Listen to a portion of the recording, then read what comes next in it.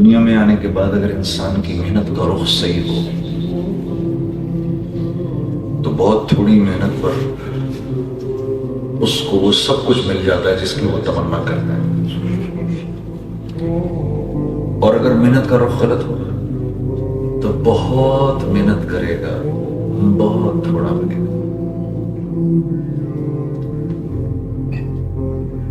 وَأَن لَّيْسَ لِلْإِنسَانِ إِلَّا مَا سَعَىٰ، ملے گا وہی، یہ دنیا میں بھیجا گیا ہے محنت کرنے کے لیے۔ اس پر ہر وقت یا تو اللہ رب العزت کے حقوق متوجہ ہوتے ہیں یا لوگوں کے حقوق متوجہ ہوتے ہیں۔ ہر وقت مسجد میں داخل ہوئے ہیں، اگر فرض کرو یہ بھائی دروازے کے پاس بیٹھے، مسجد میں کوئی داخل ہو رہا ہے، ان پر ایک دم اس بھائی کا یہ حق متوجہ ہو گیا کہ یہ ذرا سے ادھر ہو کے اس کو اندر آنے کی جگہ پہ دے، فوراً اللہ کے بندوں کا حق متوجہ ہو گیا۔ کوئی بھائی اندر داخل ہوتا ہے، اگر نماز نہیں پڑھ رہے، قرآن نہیں پڑھ رہے اور اس نے سلام کیا تو فوراً اس کے سلام کا جواب دینا، حق متوجہ ہو جاتا ہے۔ جمعے کے دن مسجد میں آ کے نماز پڑھنا، اللہ کا حق متوجہ ہو گیا، دن میں 5 دفعہ اللہ کا حق متوجہ ہو گیا۔ آنکھ صحیح دیکھے، اللہ کا حق متوجہ ہے، کان صحیح سنے، اللہ کا حق متوجہ ہے۔ تو دنیا کے اندر یہ یا لوگوں کے حقوق پورے کر رہا ہوتا ہے یا اللہ کے حقوق پورے کر رہا ہوتا ہے۔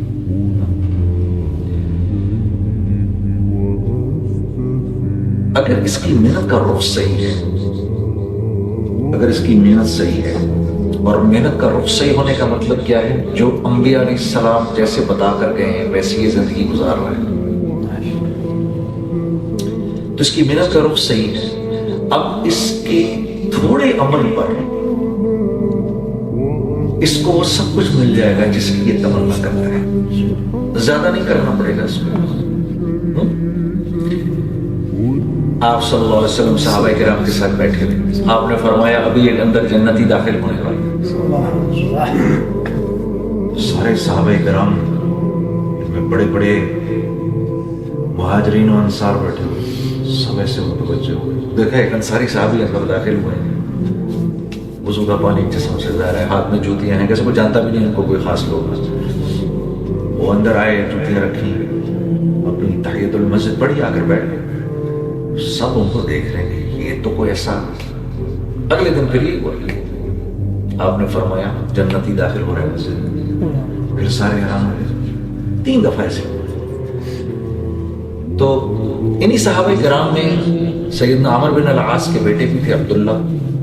اچھا، ان کا معمول کیا تھا کہ بڑے سخت جان تھے وہ، تو وہ کیا کرتے تھے کہ دن بھر روزہ رکھتے تھے اور رات بھر تہجد میں کھڑے رہتے تھے، سبحان اللہ، شب کی زندگی گزارتے تھے۔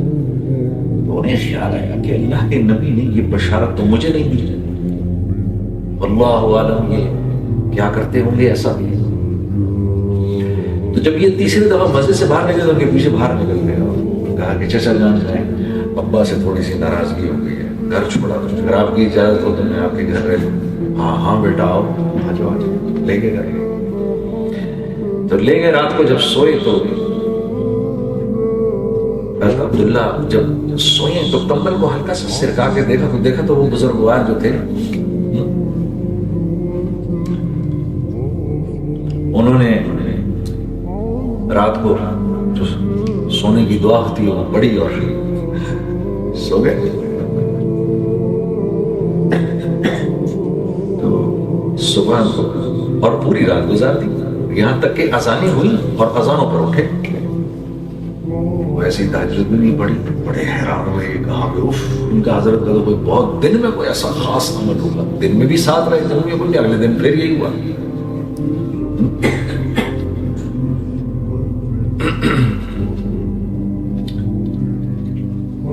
تو دوسرے دن بھی حیران ہوئے، کچھ ایسے نہیں ہوا، پوری رات ایسے کمبل سے دیکھتے رہے۔ حضرت نے آرام فرمایا، فجر کی اذانوں پر اٹھ گئے، احیانا بعد ما اماتنا ویلیں دعا پڑھی اور وضو کیا اور مسجد پہنچ گئے۔ بڑے حیران۔ تیسرے دن بعینی یہ، تو تیسرے دن فجر کی نماز سے جب حضرت نکلے ہیں باہر تو کہا حضرت کیا صحیح ہے. آپ کو اندازہ نہیں، آپ 3 دفعہ مسجد میں داخل ہوئے اور تینوں دفعہ اللہ کے نبی نے آپ کے داخلے سے پہلے یہ بات فرمائی، مسجد میں جنتی داخل ہونے والا ہے. میرا ابا سے کوئی جھگڑا نہیں تھا، میں تو دیکھنا چاہتا تھا کہ یہ جنتی ہونے کی بشارت آپ کو کیوں ملی، ایسا کون سا عمل ہے آپ کا. تو میں تو 3 دن آپ کے گھر رہا حضرت، میں دن بھر روزہ رکھتا ہوں، پوری رات تہجد میں کھڑا رہتا ہوں. سمجھ نہیں آیا مجھے تو ایسی بشارت ملی تھی، کس بنیاد پر آپ کو یہ بشارت ملی؟ آپ کو تو میں نے پوری رات سوتے ہوئے دیکھا.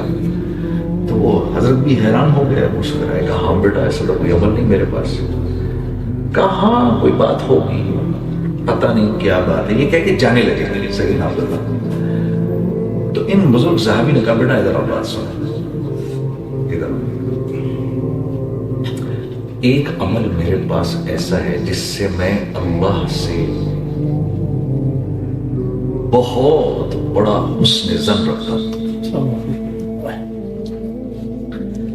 اور وہ عمل یہ ہے بیٹا، رات کو سونے سے پہلے ہر ایک کو معاف کر کے سوتا ہوں.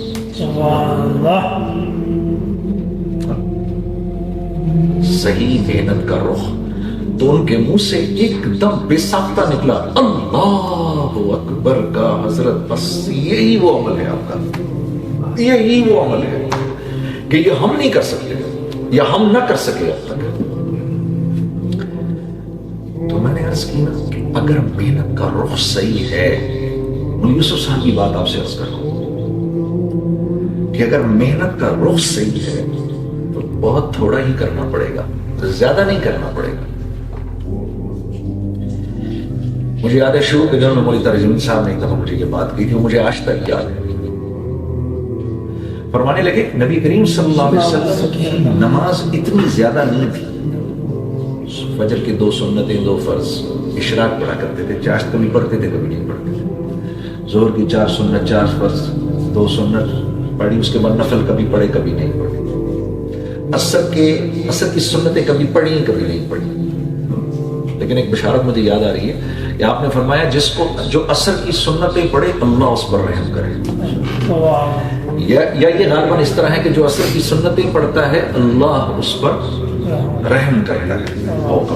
ایسے ہی بالکل. تو کبھی آپ پڑھتے تھے کبھی نہیں پڑھتے تھے، عصر کے فرض پڑھتے تھے. مغرب کی 3 فرض 2 سنت اوابین کبھی پڑھی کبھی نہیں پڑھی. عشاء کی 4 سنتیں کبھی پڑھی کبھی نہیں پڑھی. 4 فرض 2 سنت وتر آپ رات کو پڑھا کرتے تھے. اور انبیاء علیہ الصلوۃ والسلام پر تہجد فرض ہوتی ہے، تہجد کی آپ نماز پڑھا کرتے تھے، وہ لمبی پڑھا کرتے تھے. تو نماز اتنی تھی آپ کی، لیکن جو کام آپ نے کیا وہ کیا کیا کہ آپ نے برائی پر بند باندھ دیا، جو کہ ایک مشکل کام ہے. اپنے آپ کو برائی سے روکنا ایک مشکل کام ہے. جو کچھ سنا گیا اللہ پاک اس پر عمل کرنے والا اور آگے لوگوں تک پہنچانے والا بنائے.